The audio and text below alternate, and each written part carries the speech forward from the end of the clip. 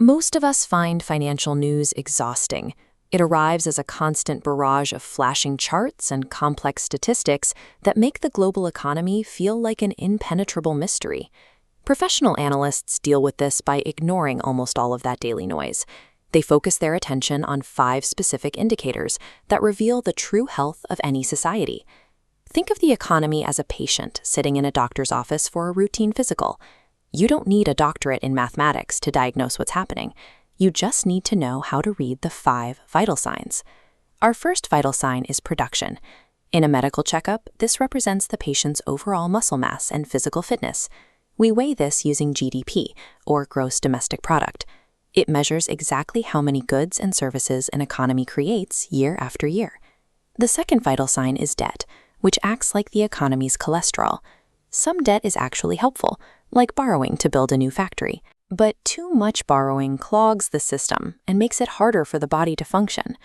If a country's debt grows faster than its production, the weight becomes too much to carry, and the whole system starts to slow down. A healthy economy requires muscle growth that consistently stays ahead of the burdens it carries. The third vital sign is consumption, which represents the patient's appetite. We track this through the savings rate, the balance between what people spend and what they hold back. A massive spending spree funded by credit cards is essentially a sugar rush. It feels great for a moment, but it's mathematically impossible to keep that pace up forever. On the other hand, a sudden loss of appetite, where everyone stops spending and hides their cash, signals an anxious patient bracing for trouble. That brings us to our fourth vital sign, confidence. This is the patient's mental health, and it often matters more than the math. When people believe the future is bright, they spend money. Businesses hire more people to keep up, proving the optimism was correct. Fear works the same way. If people expect hard times, they cut back, leading to layoffs, which proves the fear was justified. We often think of the economy as a mechanical calculator, but it's driven by these emotional loops.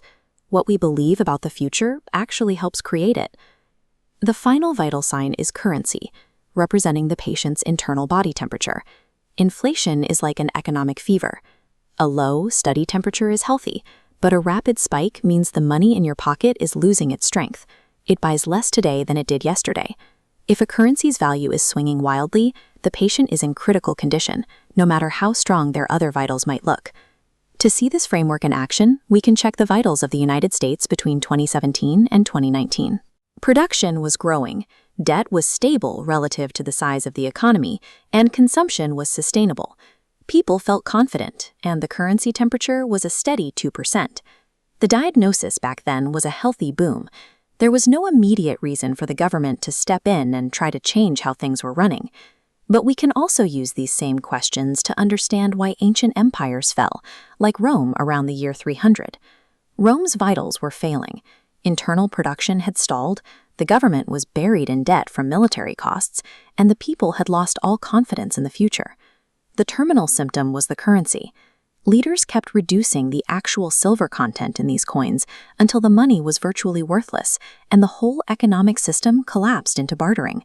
From modern superpowers to ancient Rome, these 5 vital signs always tell the story of survival or collapse. When these pillars crumble, the society eventually follows. The next time you see a confusing headline, ignore the jargon. Simply ask about production, debt, consumption, confidence, and currency. You can skip the complicated math. Real understanding comes from knowing how to take the economy's pulse.